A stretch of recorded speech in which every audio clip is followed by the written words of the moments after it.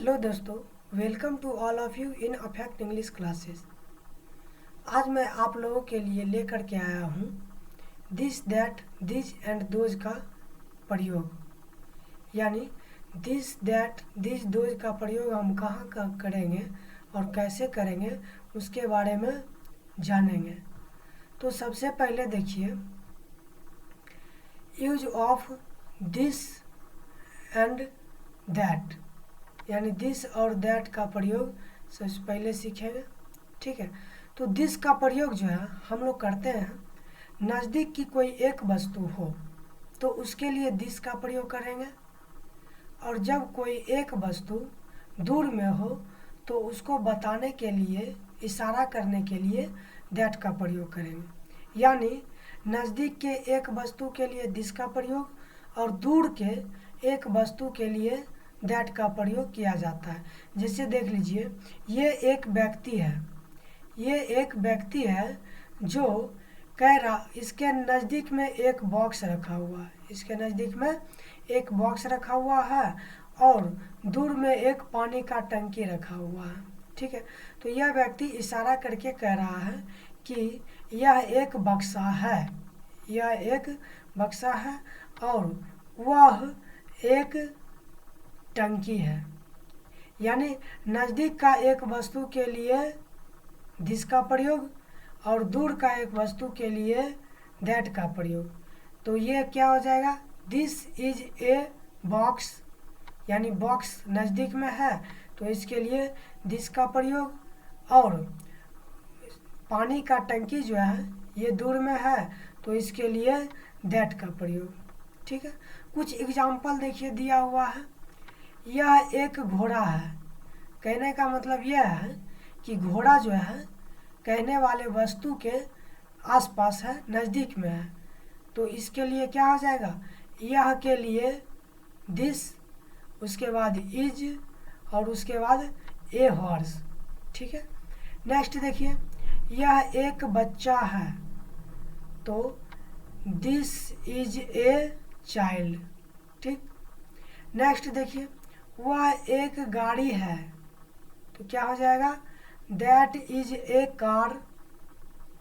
वह एक लड़का है, दैट इज ए बॉय। यानी यह का प्रयोग जो है, सॉरी दिस का प्रयोग जो है यह के अर्थ में किया जाता है और दैट का प्रयोग जो है वह के अर्थ में किया जाता है। दिस का प्रयोग यह के अर्थ में, दैट का प्रयोग वह के अर्थ में। ठीक है माय डियर, आई होप समझ में आया होगा। तो चलिए नेक्स्ट देखते हैं। नेक्स्ट देखिए क्या है, यूज ऑफ दिस दैट, यानी दिस दैट का ही प्रयोग करना, लेकिन जब हिंदी में जो है सबसे पहले यह रहे और उसके बाद कोई भी नाउन हो। हिंदी में, हिंदी सेंटेंस में शुरू में यह या वह हो, ठीक, उसके बाद कोई एक नाउन हो और तब नाउन के बाद जो है एडजेक्टिव हो। जैसे देखिए यह और उसके बाद क्या है, ये नाउन है, क्या है, नाउन है, और तब देखिए एडजेक्टिव है। तो यानी सबसे पहले यह या वह रहे और उसके बाद नाउन रहे और उसके बाद एडजेक्टिव हो तो उसका अंग्रेजी अनुवाद जो है इस नियम से किया जाता है। जैसे फर्स्ट नियम देखिए,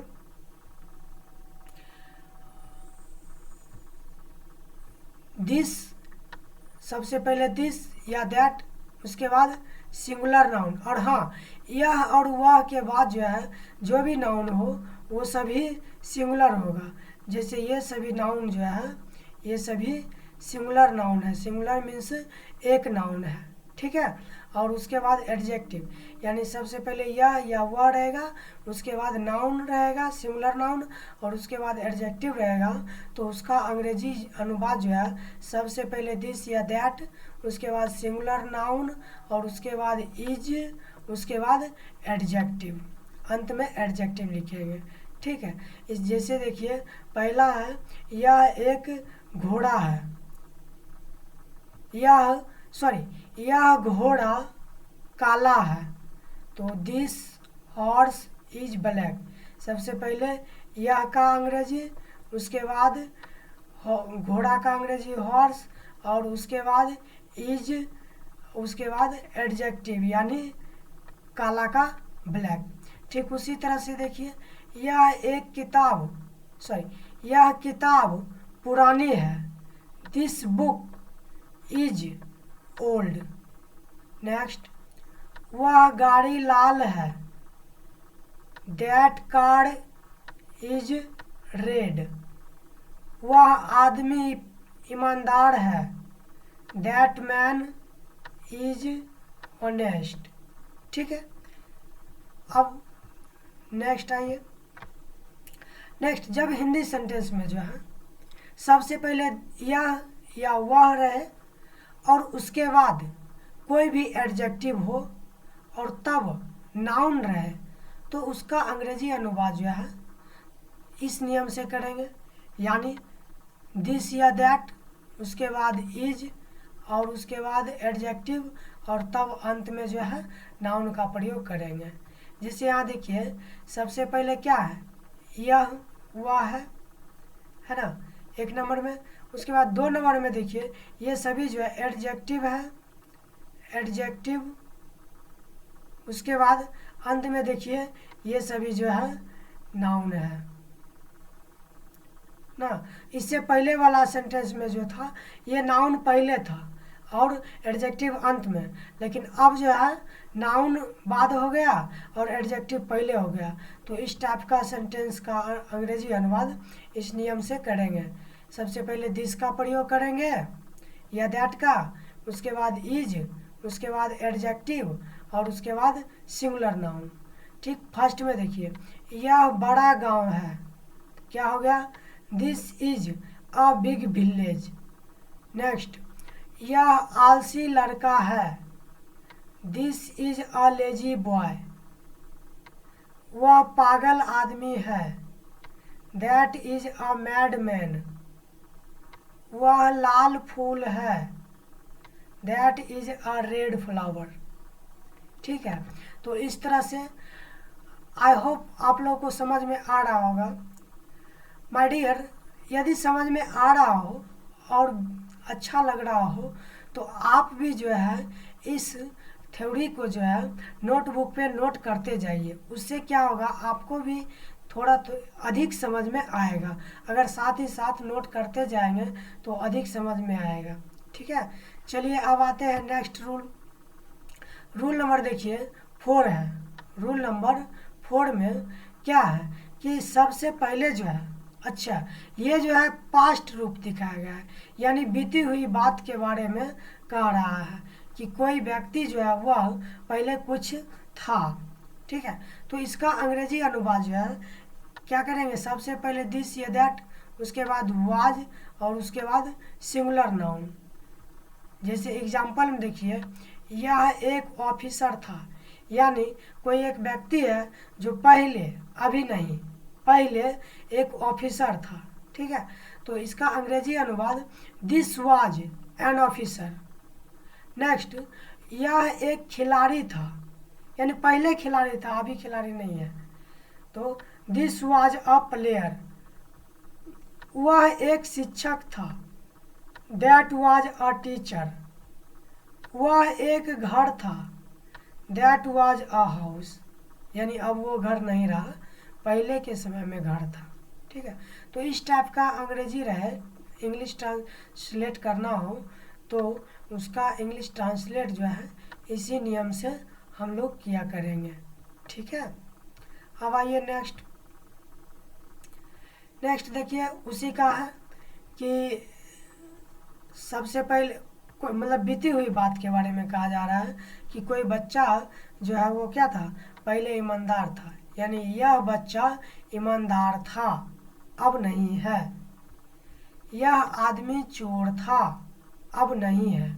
ठीक है, तो पहले की बात अगर कही जाए और इस टाइप का सेंटेंस रहे तो उसका अंग्रेजी अनुवाद भी सबसे पहले दिस या दैट लिखेंगे, उसके बाद सिंगुलर नाउन लिखेंगे, और तब वाज, और अंत में एडजेक्टिव। जैसे यह बच्चा ईमानदार था, तो दिस चाइल्ड वाज ऑनेस्ट। यह आदमी चोर था। This man was a thief. वह व्यक्ति गरीब था। That person was poor. वह महिला अच्छी थी। That women was good. ठीक है, अब आइए नेक्स्ट। देखिए, यह एक अच्छा नेता था, यानी एडजेक्टिव पहले और नाउन बाद में, लेकिन ये बात जो है बीती हुई बात है, यानी पास्ट की बात है। तो इसका अंग्रेजी अनुवाद इस टाइप का अगर सेंटेंस रहे तो इसका अंग्रेजी अनुवाद जो है इस नियम से करेंगे। सबसे पहले दिस दैट, उसके बाद वाज, उसके बाद एडजेक्टिव और अंत में सिंगुलर नाउन। ठीक है, जैसे फर्स्ट सेंटेंस देखिए, यह एक अच्छा नेता था। This was a good leader. यह एक अमीर आदमी था। सॉरी, यहाँ पे जो है ये नहीं होगा यहाँ पे। ठीक है, यह एक अमीर आदमी था। This was a rich man. वह एक गरीब व्यक्ति था। That was a poor person. वह एक लालची राजा था। That was a greedy king. अब आइए नेक्स्ट रूल। नेक्स्ट रूल में हम लोग को समझना है दिज या दोज। तो दिज का प्रयोग जो है नज़दीक के एक से अधिक वस्तु के लिए किया जाता है, जबकि दोज का प्रयोग दूर के एक से अधिक वस्तु के लिए किया जाता है। जब कोई वस्तु, एक से अधिक वस्तु नज़दीक में हो और वह वस्तु के बारे में किसी को बताना हो तो दिज का प्रयोग करेंगे। और दिज का प्रयोग जो है ये के अर्थ में होता है। दिज का प्रयोग ये के अर्थ में होता है।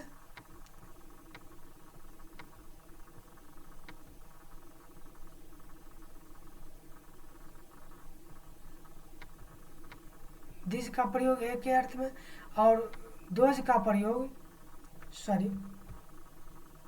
ये थोड़ा मिस एरर हो जाता है। दिज का प्रयोग जो है ये के अर्थ में करेंगे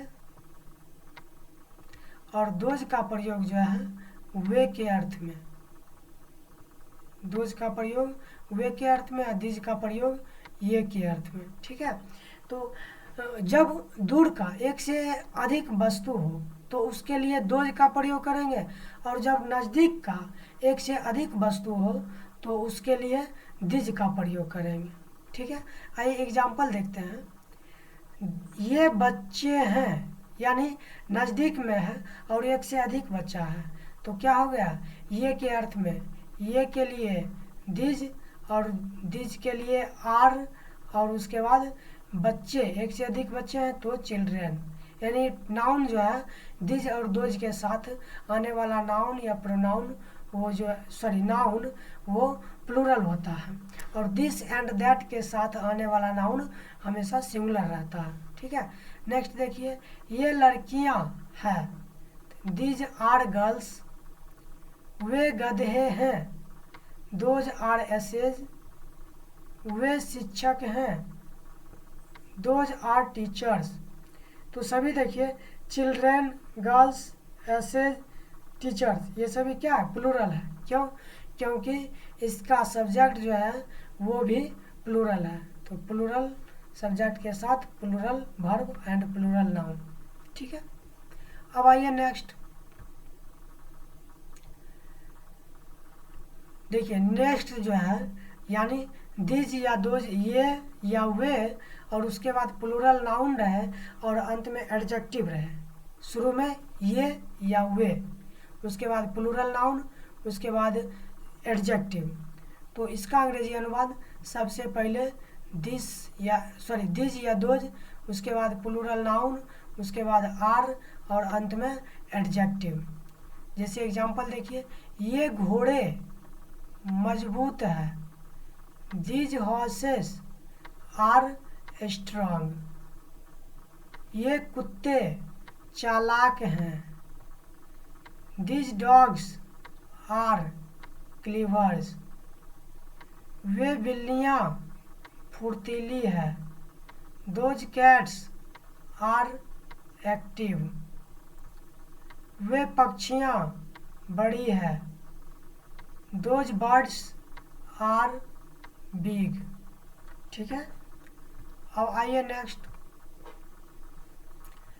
सबसे पहले ये या वे रहे, उसके बाद एडजेक्टिव और उसके बाद जो है नाउन रहे। तो इसका अंग्रेजी अनुवाद इस नियम से करेंगे, यानी सबसे पहले दिज या दोज, उसके बाद आर, उसके बाद एडजेक्टिव और अंतिम में प्लूरल नाउन। ठीक है, जब नाउन जो है ये या वे के साथ बाद में रहेगा तो इंग्लिश में भी बाद में करेंगे, और जब पहले रहेगा तो इंग्लिश में भी पहले लिखेंगे। यहाँ देखिए नाउन बाद में एडजेक्टिव के बाद है, तो यहाँ भी देखिए एडजेक्टिव के बाद नाउन है। ठीक है, तो इसका देखिए एग्जाम्पल, ये बड़ी पक्षियाँ हैं। दीज आर बिग बर्ड्स, ये लंबे लड़के हैं। दीज आर टॉल बॉयज, वे मोटी महिलाएं हैं। दोज आर फैट वुमेन, वे छोटी लड़कियां हैं। Those are small girls. ठीक है, तो ये सभी जो है इस टाइप से बनाया जाता है। नेक्स्ट आइए, नेक्स्ट में देखिए इसी का जो है प्लूरल किया गया है। ठीक है, तो सबसे पहले जो है दिज या दोज, उसके बाद यहाँ पे वेयर का प्रयोग करेंगे ना कि वाज का। उसके बाद इसमें प्लूरल नाउन, यानी दिज या दोज के साथ हमेशा जो है प्लूरल नाउन आता है।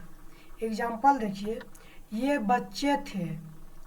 दिज वेयर चिल्ड्रेन, ये ऑफिसर थे। दिज वेयर ऑफिसर्स, वे शिक्षक थे। दोज वेयर टीचर्स, वे नेता थे। Those were leaders. ठीक है, अब आइए नेक्स्ट। इसमें भी देखिए पास्ट रूप ही है। ये नेताएं, यानी ये या वे, उसके बाद नाउन, उसके बाद एडजेक्टिव, लेकिन ये पास्ट का है, तो पास्ट में भी इस तरह से सबसे पहले दिज या दोज, उसके बाद प्लूरल नाउन, उसके बाद वेयर और उसके बाद एडजेक्टिव। तो फर्स्ट एग्जांपल देखिए, ये नेताएं अच्छे थे। दिस लीडर्स वेयर गुड, ये बकरियां पतली थी। दिस गॉड्स वेयर थिन, वे कमीजें नए थे। यहाँ पे सॉरी कमीजें होगा, कमीजें नए थे। तो दोज शर्ट्स वेयर न्यू, वे कलमें लाल थी। Those pens were red. ठीक है, आई होप आप लोगों को समझ में आ रहा होगा। तो आइए नेक्स्ट देखते हैं। नेक्स्ट क्या है, वही उसी का पास्ट रूप। तो फर्स्ट देखिए इसका स्ट्रक्चर देखिए, सबसे पहले दिज या दोज, उसके बाद वेयर, उसके बाद एडजेक्टिव, उसके बाद प्लूरल, यानी पास्ट फॉर्म का है लेकिन एडजेक्टिव पहले है और बाद में है प्लूरल नाउन। तो एडजेक्टिव पहले और बाद में प्लूरल नाउन होगा। इसका एग्जाम्पल देखिए, ये ईमानदार नेताएं थे। दीज वेयर ऑनेस्ट लीडर्स, ये मजबूत घोड़े थे। दीज वेयर स्ट्रॉन्ग हॉर्सेस, वे बुद्धिमान व्यक्ति थे। दोज वेयर वाइज पर्सन्स, वे ईमानदार खिलाड़ी थे। Those were honest players. I hope आप लोगों को समझ में आ रहा होगा। तो देखिए कुछ वर्क दिया गया है, सेल्फ वर्क है, इसको जो है आप नोट बुक पे इसे नोट कर लीजिएगा स्क्रीनशॉट लेके, और इसको बना के अगर संभव हो तो हमें जो है एक नंबर है, व्हाट्सअप नंबर मेरा चलता है, वो आप नोट कर लीजिए 7352275698। इस नंबर पे व्हाट्सअप करके हमें दिखाइएगा। ठीक है, ओके, थैंक यू।